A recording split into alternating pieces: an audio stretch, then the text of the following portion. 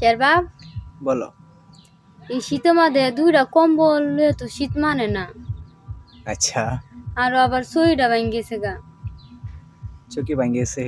সই ভাঙ্গি গেছে। ও কালকে যে তুমি বাচ্চারে দুধ খাওয়াইতে গেলা, উঠতে গেলা, ওই সময় তো চকি। আমি সই ভাঙ্গে লয়ে পড়ছি। আচ্ছা আচ্ছা, গেন্দা দুঃখ হয়েছে না, এটা বেশ কম্বল আমগো দুইটাই না, কম্বল দুইটা শীত মানে না তো। শীত মানে না।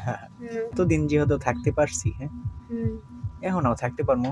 সাই ভরসা কি করবা, এ দেখলাই তো আমরা কি করতে চাইলাম আর হয়ে গেল কি। আমরা করতে চাইলাম যে আমাদের অর্থ উপার্জনের ব্যবস্থা নাই, কিছু দরদিরা কিছু টাকা পাঠাইছিল, সেই টাকাগুলা দিয়া এমন একটা ব্যবস্থা করি যাতে আমরা অর্থ উপার্জন করতে পারি।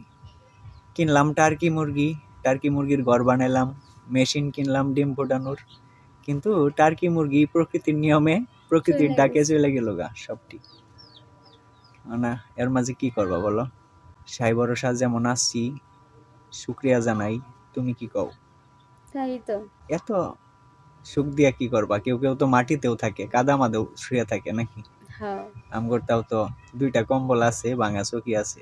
আঙ্গর চিন্তা করি না তো শেরবাব, গেন্দাটার চিন্তা করি। গেন্দাটা তো শীতের মধ্যে ফাল পারে, ওই যে মানুষ বেড়া আর শিয়া বাবাজি থাকে তো কম্বল হয় না।